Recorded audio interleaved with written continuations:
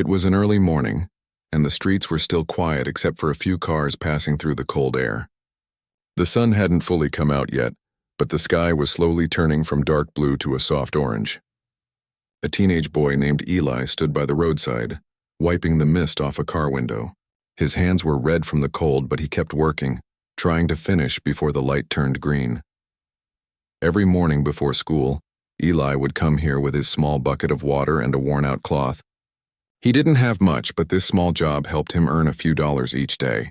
His mother worked double shifts at a diner, and together they tried their best to pay the rent on their small apartment.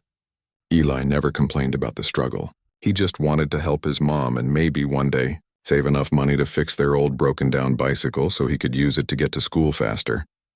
As he rubbed the last bit of dirt from a window, he noticed a black car slowly rolling toward the corner. It was a shiny, expensive-looking sedan, the kind that didn't usually stop in this part of town. The car came to a sudden halt right by the curb, and the driver stepped out, looking annoyed. The man wore a long coat and a watch that looked like it cost more than everything Eli owned. The driver looked down at one of the tires and sighed loudly. It was flat, completely flat. He opened the trunk and pulled out a spare, but after a moment of struggling, it was clear he didn't know how to change it. A few people walked past, glancing at the scene but saying nothing. Some even looked away, pretending not to notice. Eli watched quietly for a moment, holding his bucket. Then, without thinking twice, he set it down and walked over. "Sir, do you need help?" he asked, his voice gentle but confident. The man looked at him with surprise. "You know how to fix a tire?" Eli nodded. "A little. I can try." The man hesitated. He wasn't sure if this thin, poorly dressed boy could handle the heavy work. But after a pause, he gave a small nod. "All right, go ahead." Eli knelt down beside the car.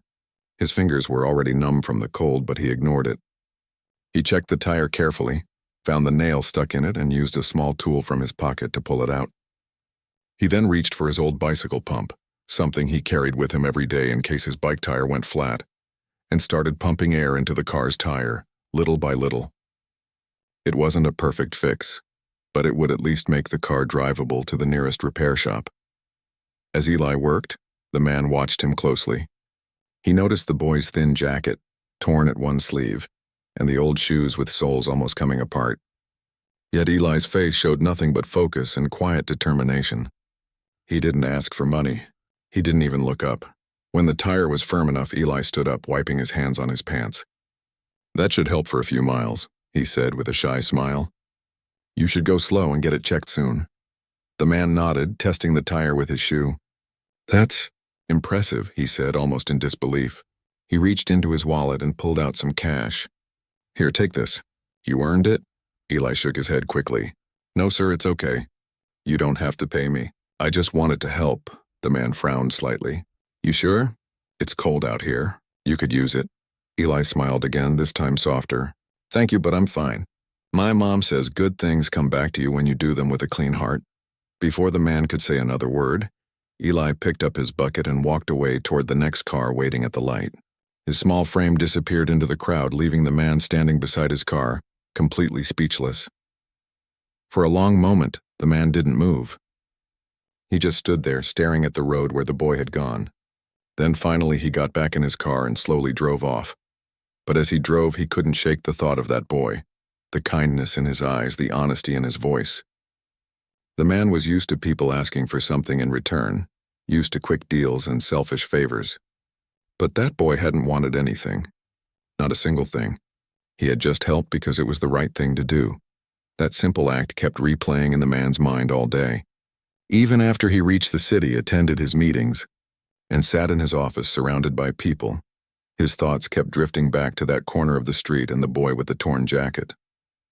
Later that night, while sitting in his big house, the man looked around the quiet living room. The lights were warm, the fire crackled softly, and everything looked perfect.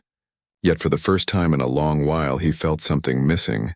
He realized how easily he had overlooked the simple goodness in the world, something that boy had shown him without even knowing it.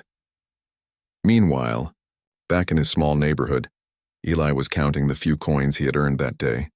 It wasn't much, but it was enough for some bread, milk, and maybe a small treat for his mom after her night shift. He placed the money carefully in a jar on the kitchen shelf and smiled to himself. Helping the man had made his day feel brighter. He didn't know why, it just did. His mom came home late, tired and quiet. But when she saw the food waiting for her, her eyes softened. She sat beside Eli, hugging him tightly. "You're a good boy," she whispered. Eli smiled, resting his head on her shoulder. "I just want to make things better, Mom. Someday I will." She looked at him proudly, though her heart ached knowing how hard life had been for him. "You already are," she said. As the night grew darker, Eli lay on his small bed and stared at the ceiling. He didn't know that somewhere out there, the man he helped was thinking about him, wondering who he was and where he came from. He didn't know that this small act of kindness was about to change his life in ways he could never imagine. For now, he just closed his eyes, thinking about the road, the car, and the look on the man's face. A quiet smile touched his lips before he drifted off to sleep, not realizing that this was only the beginning of a story that would soon leave everyone speechless. Days passed since that cold morning, but the image of the boy fixing the tire stayed fresh in the driver's mind. The man's name was Mr. Lawson, a successful business owner who managed several car dealerships in the city. He had met thousands of people through his work. Yet something about that boy stood out: his kindness, his honesty, and his quiet strength. Every time Mr. Lawson sat in his car, he found himself looking at the tires, remembering that small pair of hands working so carefully. He thought about the boy's refusal to take money, the simple smile he gave before leaving, and the words about his mother, "Good things come back when you do them with a clean heart." One evening, while driving home through the city traffic, Mr. Lawson spoke softly to his assistant who sat beside him. "I can't stop thinking about that kid," he said. "The one who helped me with the flat tire." His assistant looked up from his tablet. "The one near the old bridge road?" "Yes," Mr. Lawson nodded. He didn't want anything in return. That kind of person is rare these days. "I want to find him." The assistant raised an eyebrow. "Find him? You don't even know his name." "I'll figure it out," Mr. Lawson replied. "Ask around that area. Someone must know him." Over the next few days, Mr. Lawson's assistant visited the small neighborhood near the bridge. It wasn't an easy place to find people. Narrow streets, small shops, and faces that looked tired from life's struggles. But everyone seemed to know about a kind boy who cleaned car windows in the morning. "Oh, that's Eli," said a shopkeeper when asked. "Sweet kid. Works hard. Helps his mother. Lives a few blocks down the street in the old brick building." When the assistant brought back the information, Mr. Lawson felt a rush of relief and curiosity. That night he couldn't sleep. He kept thinking about what he would say to the boy when he saw him again. The next morning, before sunrise, he drove back to that same corner where the encounter had happened. The air was cool and the sound of traffic slowly grew as the city began to wake up. He parked his car nearby and waited quietly. After a few minutes, he saw a familiar figure walking toward the intersection, a boy with a bucket, a small cloth, and a worn jacket. Eli looked just the same as before, except now his hair was a little messy and his eyes looked tired.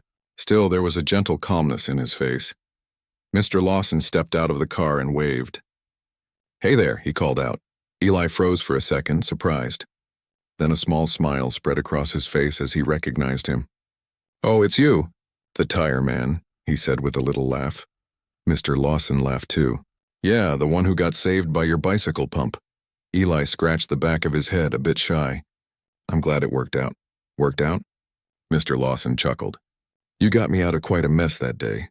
I owe you a proper thank you. Come on, let's grab some breakfast." Eli hesitated. "Breakfast? With you? Why not?" Mr. Lawson smiled kindly. "I don't bite." After a little convincing, Eli agreed. They walked to a nearby cafe, small and quiet, with the smell of fresh bread in the air. Eli sat across the table, unsure of what to say. Mr. Lawson noticed the boy's nervousness and spoke gently. "So, tell me about yourself," he said. "You go to school?" Eli nodded. "Yes, sir. I go to the community school down the road. I try not to miss classes, but sometimes I have to help my mom at work." "What does your mom do?" "She works at a diner," Eli replied softly. "Mostly night shifts. She's really tired most of the time, but she never complains. I try to help by working mornings before school. I clean windows, sometimes wash cars. It's not much, but every bit helps." Mr. Lawson listened quietly, his heart heavy with respect. He could tell the boy wasn't looking for sympathy. What do you want to be when you grow up? Mr. Lawson asked. Eli's eyes lit up for the first time. I want to be a mechanic, he said quickly. I love fixing things. Whenever something breaks, I try to figure it out. My dad used to fix bikes before he passed away. I guess I got that from him. There was a pause. Mr. Lawson nodded slowly. A mechanic, huh? That's a good dream. The world always needs people who can build and repair things with their hands. Eli smiled, a little embarrassed. I just hope I can afford the training one day. There's a small technical school nearby, but it costs too much. Maybe when I save enough, I'll go. Mr. Lawson stirred his coffee, thinking deeply. He saw not just a poor boy sitting in front of him, but someone with real ambition, someone who wanted to make life better, not just for himself, but for his mother, too. When breakfast was done, Eli stood up quickly. Thank you for the food, sir. I really appreciate it, but I have to get to school now. Mr. Lawson nodded. Of course. Listen, Eli, he said, standing up. You've got something special in you. Don't lose that. Keep working hard and don't give up on your dream. Eli smiled, his eyes bright. I won't, sir. Thank you again. Mr. Lawson watched as the boy walked away, carrying his old bucket down the street. Something in his heart told him this wouldn't be the last time their paths would cross. Later that day, Mr. Lawson sat in his office surrounded by polished cars and shiny floors. But his mind kept drifting back to that cafe table and the hopeful look on Eli's face. He leaned back in his chair and sighed softly. That night, as he drove home, the same thought echoed in his mind. Good things come back when you do them with a clean heart. He had everything money could buy, but somehow, that one sentence from a poor boy meant more to him than anything else. He knew then that he couldn't just walk away and forget about Eli. The boy had reminded him of something priceless, of kindness, of gratitude, and of what it truly meant to make a difference. And as the city lights glowed outside his car window, Mr. Lawson made a quiet decision in his heart. He was going to help Eli not out of pity, but because the world needed more people like him. A few days after their breakfast meeting, Eli went back to his usual routine. He didn't think much would come of that kind man he'd helped. To him, it was just another day of working, studying, and taking care of his mom. But for Mr. Lawson, things were different. He couldn't stop thinking about how he could help the boy in a way that truly mattered. One morning, while sitting in his office, he picked up the phone and called Eli's school. After a few questions, he got permission to speak with Eli's mother. That evening, he visited their small apartment. The hallway was dim and the wallpaper peeled in a few places, but it was neat and clean. When Eli's mother opened the door, she looked surprised to see a well-dressed man standing there. Good evening, he said kindly. I'm Mr. Lawson. I met your son a few days ago. He helped me when I had car trouble. Her expression softened. Ah, yes. He told me about that, she said, smiling faintly. He was happy someone actually thanked him. Mr. Lawson smiled back. Your son is a remarkable boy. I wanted to offer him something. She looked cautious but curious. What kind of offer? I own a few car dealerships, he explained. I'd like to give Eli a small job there. Nothing too heavy, just helping out in the repair area after school. He'll earn a fair wage and I can make sure his studies come first. Eli's mother's eyes welled with tears. That's very kind of you, she whispered. He's been working so hard lately. He deserves a chance like that. When Eli came home that evening, his mother could hardly contain her excitement. Eli, she said, you've been offered a job at a car place. The man you helped, the one with the flat tire, he owns it. Eli's eyes went wide. Wait, really? He's serious? He said you can start next week, she replied, smiling proudly. Eli couldn't believe it. He had never worked in a real garage before. He was nervous but excited.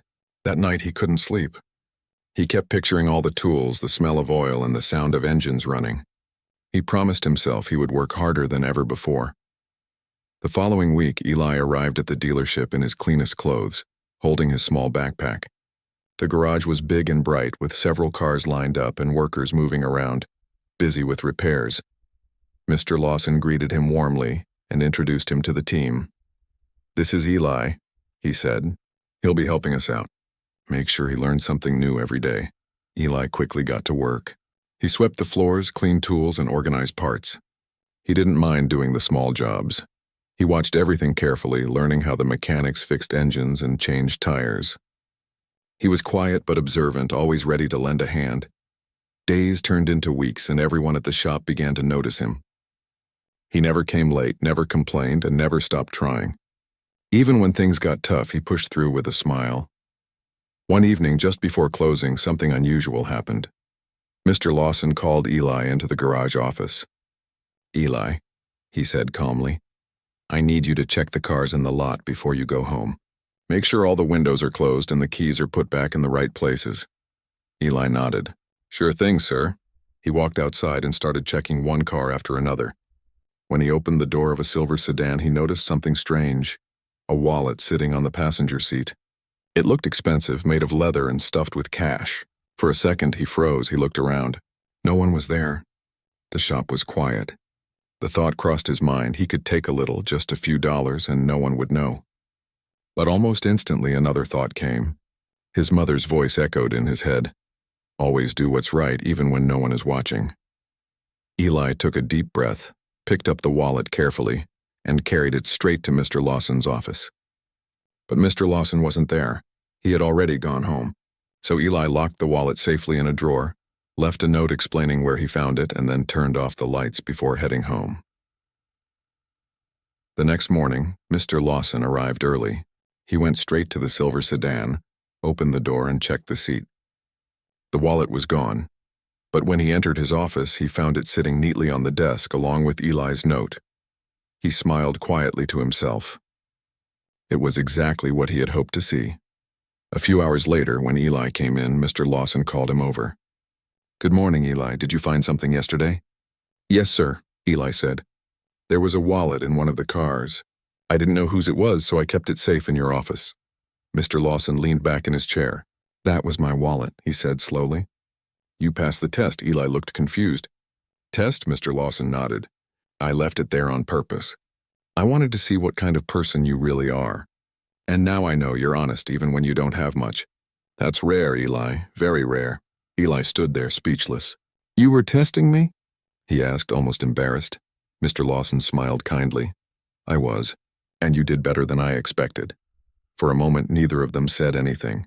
Then Mr. Lawson continued, "You remind me of someone I once knew, a young man who started out with nothing but worked his way up with honesty and hard work. That man built everything I have today. That man was me." Eli's eyes widened. "You?" "Yes," Mr. Lawson said softly. "I came from a small town just like you. I know what it's like to struggle, to feel like the world doesn't notice your efforts. But I learned something important. The world always finds a way to reward good hearts." Eli didn't know what to say. He just smiled, feeling something warm in his chest.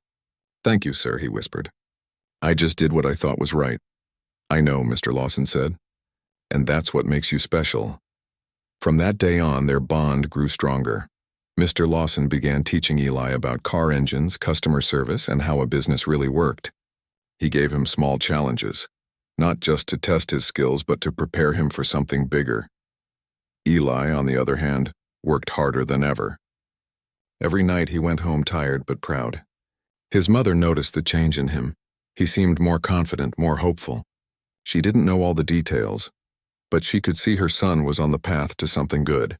And though Eli didn't realize it yet, Mr. Lawson had already decided that his story with this boy was far from over. The man who once got stuck on the roadside was now quietly planning something that would change Eli's life forever. Weeks passed, and Eli's days at the dealership started to feel like a dream he never wanted to end. Every morning he showed up early, ready to learn something new. The workers had grown fond of him, often joking that he worked harder than the adults. Mr. Lawson would watch from his office window, quietly proud of the boy who had reminded him what honesty and heart really meant. One afternoon, when the sun hung low and the air smelled faintly of motor oil, Mr. Lawson asked Eli to stay a little longer after closing. Eli wiped his hands on a cloth and walked into the office, unsure if he had done something wrong. "Sit down, Eli," Mr. Lawson said gently. Eli sat, fidgeting slightly. "Is everything okay, sir?" Mr. Lawson smiled. "Everything's more than okay. I've been watching you for weeks now. You've worked hard, stayed honest, and learned faster than anyone I've met at your age." Eli's face turned a little red. "Thank you, sir. I just try to do my best." "I know you do," Mr. Lawson said, leaning back in his chair. And I think it's time I did something for you. Eli looked confused. For me? Yes, Mr. Lawson nodded. I spoke with your mother yesterday. I asked her if she'd be willing to meet me again. I want to discuss something important, something that could change your future. Eli's eyes widened, unsure what to say. You talked to my mom? Mr. Lawson smiled. I did. She's a wonderful woman, Eli, strong and kind, just like you. The next evening, Mr. Lawson drove to Eli's small apartment. The place looked the same as before, humble but filled with warmth. Eli and his mother were waiting at the kitchen table, both a little nervous. Mr. Lawson took a seat and looked at them kindly. I'll get straight to the point, he began. Eli has a gift. He's curious, determined, and honest. I've been in this business a long time, and I know potential when I see it. I don't just want him working at my dealership. I want to invest in his future. Eli frowned slightly. Invest in me? Mr. Lawson nodded. Yes. I want to sponsor your education, Eli. Full tuition, books, everything you need until you finish your studies. You said you wanted to become a mechanic, right? There's a technical school in the city that trains the best. I'll cover all the costs, and when you graduate, there will be a place waiting for you at my company. The room went silent. Eli stared at him, stunned, not believing what he had just heard. His mother pressed her hand to her mouth, eyes welling with tears. Sir, that's too much, she said softly. We can't accept something so big. Mr. Lawson smiled gently. It's not too much, it's the least I can do. Your son reminded me what true kindness looks like. He helped me when no one else would. This isn't charity. It's a way to pass that kindness forward. Eli felt a lump in his throat. Sir, I don't know how to thank you, he whispered. You already have, Mr. Lawson said. Just promise me one thing. Never stop being the person you are now. Honest, humble, and hardworking. Eli nodded quickly. I promise. Mr. Lawson reached into his bag and pulled out a small box. This is for you, he said, handing it over. Eli opened it carefully. Inside was a brand new set of mechanic tools, shiny and neatly arranged. Each tool had his name engraved on it. For a moment he couldn't speak. He just stared at the set, his eyes filling with tears. Those tools, Mr. Lawson said softly, are yours. They're not just tools for fixing cars. They're for building your future. Eli's mother wiped her eyes. You don't know what this means to us, she whispered. Mr. Lawson smiled. I think I do. And one day I hope Eli helps someone else the way he helped me. After he left, Eli sat in silence, staring at the tools under the soft kitchen light. His mother came and sat beside him, placing her hand on his shoulder. You see? She said gently. Good hearts find their way. Your kindness brought this into your life. Eli nodded, still overwhelmed. I just helped him because I wanted to. I never thought it would lead to something like this. His mother smiled. That's the beauty of it, son. The best things in life happen when you're not expecting them. The next few weeks moved quickly. Mr. Lawson helped Eli with all the paperwork for the technical school, bought his uniforms, and even arranged transportation. On the day Eli officially started his classes, Mr. Lawson showed up at the bus stop just to wish him luck. You ready? He asked. Eli smiled, holding his backpack tightly. I've never been more ready. Then go make us proud, Mr. Lawson said, patting his shoulder. And remember, keep your heart as strong as your hands. Eli nodded and boarded the bus, waving from the window as it pulled away. Mr. Lawson watched it disappear down the road, a quiet smile on his face. In the months that followed, Eli poured himself into his studies. He learned everything he could, how engines worked, how to repair them, how to understand the tiny details that made each car special. His instructors often praised him for his patience and curiosity. Whenever he felt tired or unsure, he would think back to that cold morning when he first met Mr. Lawson. He remembered the flat tire, the kindness, and how one small act had turned into something far greater. Back home, his mother proudly kept his progress reports pinned on the wall. Every time she looked at them, she whispered a small prayer of thanks for the man who saw in her son what the world had overlooked. One evening, as Eli studied at his desk, his phone rang. It was Mr. Lawson. "Just checking in," the man said cheerfully. "How's my future mechanic doing?" Eli laughed. "Working hard, sir. I'm learning so much you won't be disappointed." "I never was," Mr. Lawson said. "Keep going. I'm proud of you, Eli."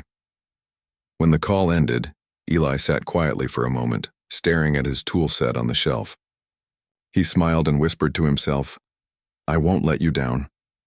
That night, as the stars glimmered outside his window, Eli finally understood what his mother meant when she said kindness comes back around. He had helped a stranger on the road that day without expecting anything. But now, that single moment had turned into a new life, a life filled with purpose, hope, and gratitude. He closed his eyes, knowing deep inside that this was just the beginning of something even greater waiting ahead. Years passed like the wind, quietly but surely changing everything around Eli. The boy who once helped fix a stranger's flat tire had grown into a confident young man. He had finished his technical training with top marks, earning the respect of his teachers and fellow students. The day he graduated, he held his certificate tightly in his hands and smiled, remembering every hardship, every late night, and every word of encouragement from his mother and Mr. Lawson. When he returned home, the small apartment looked just the same, yet something felt different inside him. He wasn't that scared, unsure boy anymore. He had built something of his own: knowledge, skill, and purpose. His mother hugged him tightly, tears in her eyes. "You did it, my son," she whispered. "Your hard work brought you here." A few days later, Eli went to see Mr. Lawson at the dealership. The moment he walked in, everyone stopped what they were doing. "Look who's back," one of the workers shouted. Eli laughed as they welcomed him with smiles and pats on the back. Mr. Lawson came out of his office, his eyes shining with pride. "You've grown, Eli," he said warmly. "And I see that confidence in your eyes. You're ready." Eli nodded, smiling. "Ready to work, sir. Ready to give back what you gave me." Mr. Lawson led him to a new section of the shop, a place filled with advanced tools and shiny cars waiting to be repaired. "This area," he said, "is yours. You'll be the lead mechanic here. I've been saving it for you." Eli froze for a second, unable to speak. "Mine?" he asked in disbelief. "Yes," Mr. Lawson replied. "You earned it. You started with kindness and ended with hard work. That's the kind of person I want running this place." Eli's hands trembled slightly as he shook the man's hand. It was a moment he would never forget. The days that followed were some of the happiest of his life. He worked with passion, teaching others what he knew, helping customers who came in worried and left smiling. His reputation grew quickly. People started asking for him by name, trusting his honesty and skill. But no matter how busy he became, Eli never forgot where he came from. Every Sunday, he and his mother would cook together in their small kitchen, laughing and sharing stories. And whenever he saw someone struggling on the street, he stopped to help, just like he had done years ago. One evening, while closing up the shop, Eli noticed a boy standing outside, staring through the glass. The boy looked around 12 with worn-out shoes and tired eyes. Eli walked outside and smiled gently. "Hey there," he said. "You okay?" The boy hesitated. "I was just looking," he said softly. "I like cars," Eli nodded. "You like cars, huh? You ever fixed one before?"